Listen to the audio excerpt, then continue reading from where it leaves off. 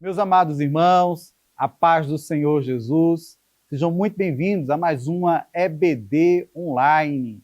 Fico muito feliz de poder, neste momento, estar concluindo mais um trimestre da Escola Bíblica Dominical.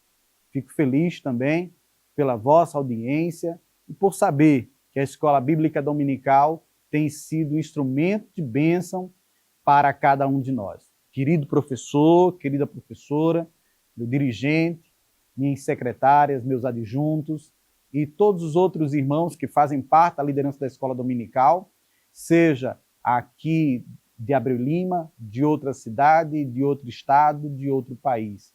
Que Deus abençoe pelo trabalho que você vem realizando na Escola Dominical, tá bom? Queremos, antes de comentar alguma coisa dessa 13ª lição, já que estamos findando o primeiro trimestre de 2025, agradecer ao nosso presidente, pastor Roberto José dos Santos Lucena, e, é claro, a todos que têm cooperado, direto ou indiretamente, com esta obra. A equipe de comunicação e mídia da nossa igreja, na pessoa do pastor Jailson Trajano, e que tem sempre me ajudado aqui nas gravações, o nosso irmão Wellington, que é uma bênção para a Escola Bíblica Dominical. Meus queridos irmãos, parabenizo aí os irmãos que têm sido frequentes na audiência, não posso citar o nome de todos, mas permitam citar o nome do nosso adjunto, o irmão Anderson, e, através dele, parabenizar a todos os irmãos que assistem o nosso canal e que estão acompanhando essas pré-aulas, seja da aula de adulto ou do infanto juvenil, que tem sido bênção para os irmãos. Nós não temos ciência de uma convenção que tem um trabalho como este, de gravações de pré-aulas do infanto juvenil e de adultos. Então, fica aqui o meu agradecimento a essa estrutura que a nossa igreja tem proporcionado à Escola Bíblica Dominical. Bom, queridos professores, 13ª lição, perseverando na fé em Cristo. Chegamos ao final do trimestre, um trimestre que foi desafiador. Desafiador porque muitos ensinamentos que nós tivemos aqui, desde a lição de número 1, quando as heresias ameaçam a unidade da igreja, trabalhar a unidade, trabalhar o conceito de heresia, e aí vários hereges apareceram, né? O nosso pastor Ezequias Soares, um exímio comentarista sobre heresia, um apologeta, trouxe para a gente muitas informações. E, inclusive, uma continuidade teremos no segundo trimestre, não agora focando as heresias, mas continuando com cristologia. E, é claro, aqui e acolá, algum outro campo da teologia sistemática. Mas que nós tivemos, somos cristãos, a encarnação do Verbo, nós tivemos Deus é triuno, Jesus é Deus, o Filho é igual com o Pai. Então foram lições maravilhosas, e lições estas que despertaram o interesse de muitos irmãos a estudarem teologia de uma forma mais aprofundada. Nós tivemos alguns irmãos procurando a minha pessoa, o pastor Abraão Coutinho, que é diretor administrativo aqui do nosso CT Adalp, e eu sou diretor pedagógico, e o diretor-geral é o nosso pastor Roberto José dos Santos Lucena. E tivemos aqui algumas matrículas porque justamente alguns irmãos sentiram necessidade de aprofundamento teológico. Então, a lição ela trouxe isso para cada um de nós, que nós precisávamos estudar mais. Inclusive, a declaração de fé das Assembleias de Deus, que foi um bom instrumento para nos apoiar na lição, além do livro de apoio, mas foi preciso muito mais. Quando nós precisamos aprofundar em cristologia, tem muita coisa que nós encontramos pareceres diferentes, opiniões diferentes, algumas opiniões, mesmo que comecem convergentes, mas acabam divergindo, e foi preciso realmente que os irmãos procurassem apoios no quesito teológico do nosso Centro Educacional Teológico das Assembleias de Deus em Abreu Lima. E já faço agradecimento aos nossos professores que apoiaram, não é? O professor Silvio Castro, o professor Jailson Trajano, o professor Neilton Rafael, e tantos outros irmãos que deram a contribuição. Pastor Dário José, pastor Abraão Coutinho, é o diretor, o pastor Altair Germano e tantos outros irmãos que nos ajudaram. E eu espero que no próximo trimestre nós tenhamos aí esses irmãos pastores renomados nos ajudando nas gravações, como nós tivemos o pastor Luiz Gustavo, o pastor Dário, o pastor Emerson, o pastor Helder e tantos outros, né, que a gente vai, na medida do possível, estar com esses irmãos gravando as pré-aulas também para os irmãos, tá bom? Então, sem mais delongas, mas entrando aqui na 13ª lição, de forma sucinta, porque a gente tem apenas 20 minutos para comentar aqui algumas coisinhas, e eu já começo pelo título, Perseverando na Fé em Cristo. Tá? Então, quando nós vamos falar da perseverança na fé em Cristo, e aí a gente vai, só pelo título, pensar que vai ser focado na fé. Mas eu já recomendo aos irmãos que tragam conceitos de fé, não só o que está em Hebreus, capítulo de número 11. Tá? Hebreus 11, versículo 1, nos diz que a fé é a certeza das coisas que se esperam e a convicção dos fatos que não se veem. Os irmãos podem trazer em versões diferentes que vai ter um bom proveito. A fé é o firme fundamento das coisas que se esperam e a prova das coisas que se não veem. De forma que os seus alunos tenham essa possibilidade de ver várias versões e vocês possam fazer os devidos comentários. Outra coisa é trazer conceitos que já são bastante explorados, como, por exemplo, do Stanley Horton, Doutrinas Bíblicas. Nós temos que a fé é a crença em Deus e em Cristo. Fé em Deus, Pai, Filho e Espírito Santo. Em Cristo, Jesus como Salvador, remidor dos nossos pecados. O Cristo que foi encarnado. Essa obediência e confiança irresoluta em Deus. A fé bíblica é sempre mais do que crer em algo que seja verdade. Tem sempre Deus e Cristo como seu objeto. Então, mais um conceito aqui de fé e que os irmãos poderão trabalhar de forma bem ampla esses conceitos. Não é? Só que aqui é apenas o título e pelo título a gente não consegue vislumbrar o que vem pela frente no decorrer dos tópicos. Nos objetivos, a gente já tem uma ideia. Vamos lá. No objetivo da lição, são 3. Primeiro objetivo, mostrar que diante das heresias é preciso ter perseverança. Bom, diante das heresias, então a gente teve um quadro geral de heresias, a negação de Cristo, a negação da divindade de Jesus, a negação da deidade, a negação de Jesus. E aí eu preciso ter perseverança, mas perseverança em quê? Não é? Então, perseverar na doutrina. E aí é que a gente vai ter essa ideia agora do que vem na lição. Nessa perseverança na doutrina, doutrina que Jesus deixou, doutrina dos apóstolos, a doutrina, o conjunto de saberes teológicos que montaram um dogma, que normalmente nós não usamos essa expressão nas igrejas pentecostais, mas que montaram essa doutrina, tá? Um conjunto de ensinamentos que são ortodoxos, né? E verdadeiros. Contudo, a gente precisa entender que mesmo dentro da igreja cristã, nós temos doutrinas que, por vezes, não são convergentes. Como, por exemplo, o título fala de perseverando na fé em Cristo. Então, a gente poderia entender doutrina da perseverança. E quando os irmãos forem pesquisar por doutrina da perseverança, em sua maioria das respostas, vai aparecer a doutrina da perseverança, mas com um foco calvinista.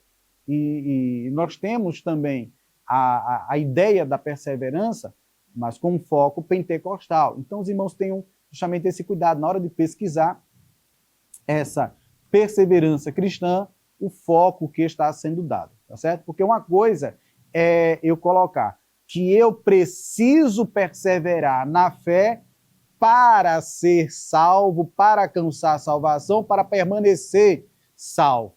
Outra coisa é, eu já sou salvo e porque eu sou salvo vou perseverar. Tá? Então são coisas distintas, parece que é a mesma coisa, mas não é. Muito do que o pastor já comentou sobre o Jesus que é anunciado, pregado no unicismo. Tá? Então a gente canta algumas canções aí e não para pensar que o Jesus que é anunciado no unicismo, ele é diferente. Quando nós vamos tratar... terceiro objetivo, perdão. Nós temos aqui o primeiro, que fala da perseverança, o segundo, enfatizar a necessidade de aprender a palavra de Deus. Opa, já está tendo um enfoque aqui, ó. Perceberam? Pelo título, Perseverando na Fé em Cristo. Mas, pelo objetivo, a gente já está vendo para onde essa lição vai. Enfatizar a necessidade de sempre aprender com a palavra.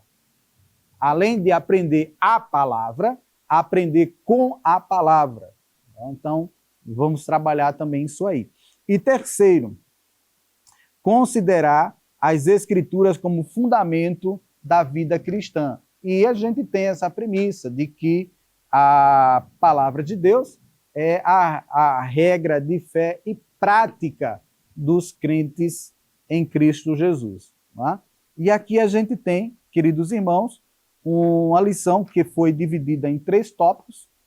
Diante das heresias é preciso perseverança. Aí perseverança em quê? Aí o destrinchar nos fala melhor. A perseverança em combater os falsos mestres e aí trabalhar o que se destaca nas epístolas pastorais. Perseverar em quê? Na experiência apostólica.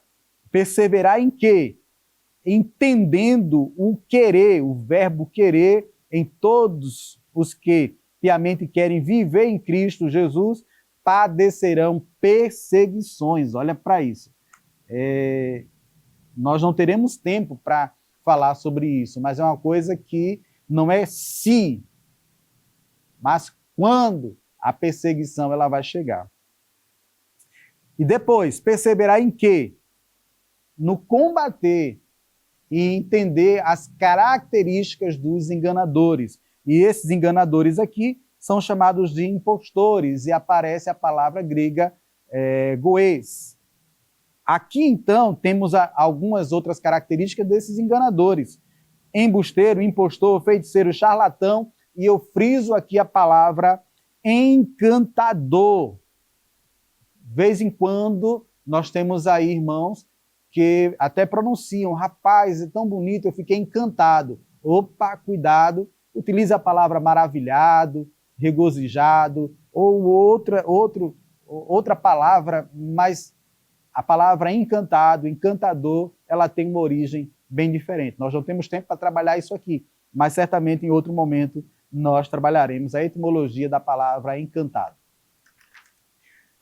E nós temos então perseverar em quê? Perseverar na sagrada letra, nas sagradas letras, ou como diz aqui no tópico 2, subtópico 2, permanecer firme nas sagradas escrituras. O tópico 2, ele é específico do objetivo 2, que é específico sobre a palavra, né? Aprender com a palavra de Deus, e a gente aprende como Timóteo também. No tópico 2, a primeira coisa, aprender as sagradas letras. E a pergunta que é colocada é, de quem Timóteo aprendeu as sagradas letras? Não é de quê, mas de quem aprendeu. E depois, a permanência firme nas sagradas letras. E o que acontece? Nós temos muitos que até aprendem as sagradas letras e que estão conosco, aprendendo, estão na igreja, cultuando, adorando, mas aqui e acolá é vencido pelas tentações e aí deixa de lado, né? Deixa de frequentar as congregações dos justos e, por vezes, acabam se desviando do caminho reto do Senhor. Por fim, nesse tópico 2, a Bíblia é divinamente inspirada. Olha, aqui é utilizado o texto de Timóteo, né? Texto de Timóteo. Segunda carta de Paulo a Timóteo, capítulo de número 3, a partir do verso 14, que eu gostaria que os irmãos, do verso 14 ao verso 16, pudesse trabalhar mais esse texto. Quanto a você, permaneça naquilo que aprendeu e em que acredita firmemente, sabendo de quem você o aprendeu, e que desde a infância você conhece as Sagradas Escrituras que podem torná-lo sábio para a salvação pela fé em Cristo Jesus. Toda a Escritura é inspirada por Deus e útil para o ensino, para a repreensão, para a correção, para a educação na justiça, a fim de que o servo de Deus seja perfeito e perfeitamente habilitado para toda a boa obra. Essa versão é a nova tradução, nova linguagem, né? Nova Almeida atualizada. Eu trabalho com tantas linguagens, hoje eu não trouxe a nova tradução da linguagem de hoje, mas Nova Almeida atualizada. Na versão corrigida, a gente tem só um pouquinho diferente, mas a ideia é a mesma. Acontece que aqui os irmãos vão percebendo que toda a Escritura, mas quando Paulo escreve a segunda carta a Timóteo, isso está entre o ano 66 e 67 da era cristã.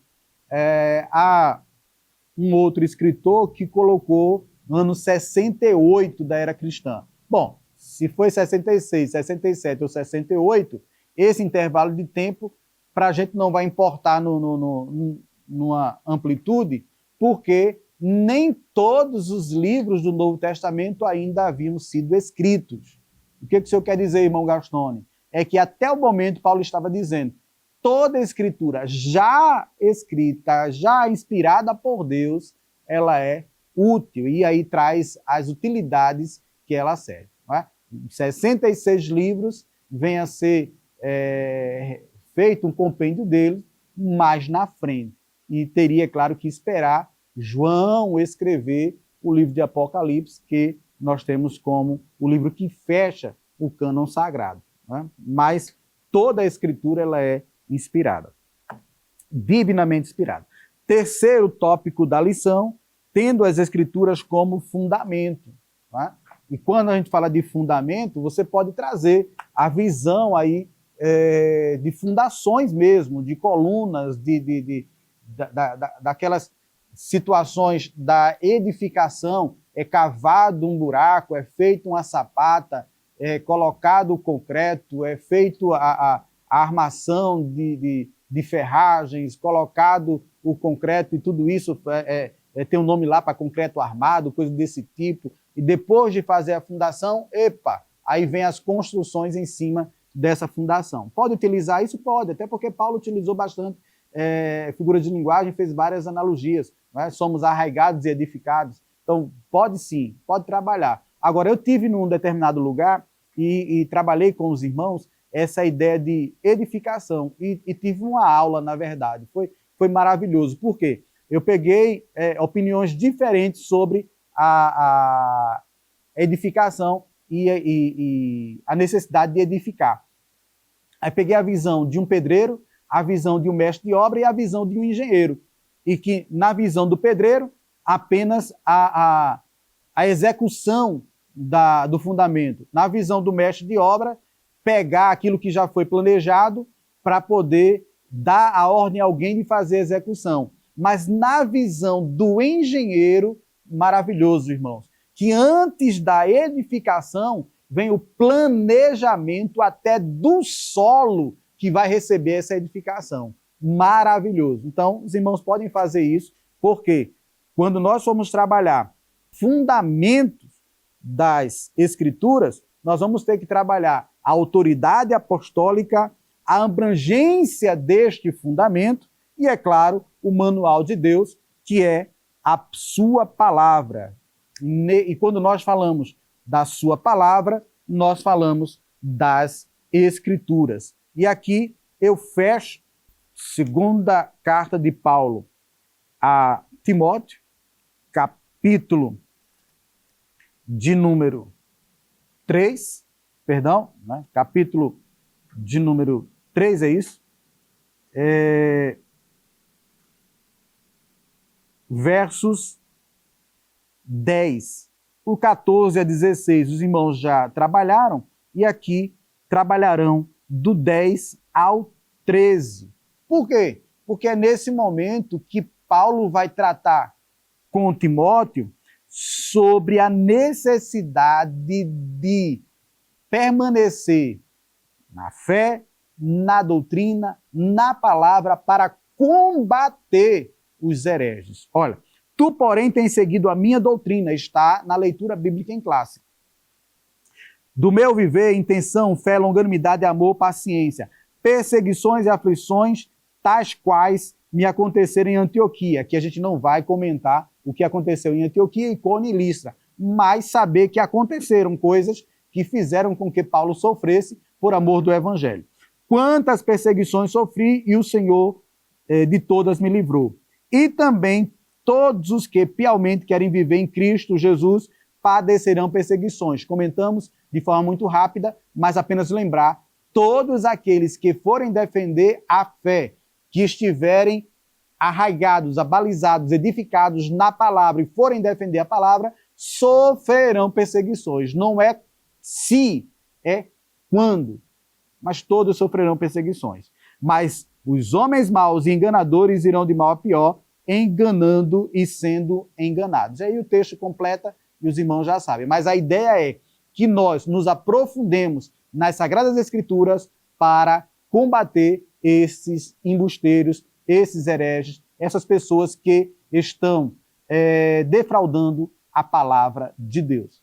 Nos dias de hoje, há quem diga que ela está desatualizada, precisa atualizar. Há quem diga que eu só preciso seguir o livro tal, o outro não segue. E, de certa forma, querendo adaptar as Escrituras ao seu modo de viver. Mas nós entendemos que ela é a palavra de Deus e que nós devemos adaptar a nossa vida às Sagradas Escrituras. E esse adaptar é transformação devida pela graça de Cristo Jesus. Que Deus abençoe a cada um dos irmãos e peço encarecidamente que nesse encerramento de trimestre façam uma recapitulação das lições anteriores e, se possível, já comentem a primeira lição do segundo trimestre do ano, que vai trabalhar também uma continuidade da Cristologia, agora versando o livro de João, o Evangelho segundo escreveu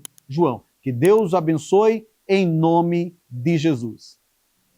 Que o conhecimento é capaz de mudar a vida de quem lê, a gente já sabe. E que livro você pode comprar em qualquer livraria. Mas nós transformamos 100% do nosso lucro em mudança de vidas, através da ação social, evangelismo e missões. Ao adquirir qualquer um de nossos produtos, seja presencial ou à distância, você está investindo em alguém. Na próxima vez que você for comprar livros ou artigos evangélicos, não vá em qualquer lugar. Vá na Livraria Arca Missionária. Uma nova história começa quando você compra aqui. Agora você pode fazer a sua contribuição através do Pix.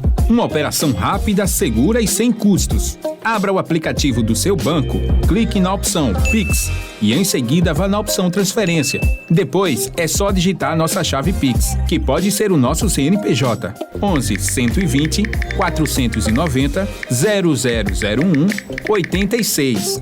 Nosso e-mail contribua@eadalp.org.br ou nosso celular 81 98883 2755. Verifique se a contribuição é para a Igreja Evangélica Assembleia de Deus em Abreu Lima, Pernambuco. Confirme a transferência e depois siga o procedimento do seu banco. Anote nossas chaves Pix para não esquecer. CNPJ 11 120 490 0001 86. E-mail contribua@iadalp.org.br. Celular 81988832755. Você está contribuindo para o crescimento da obra de Deus.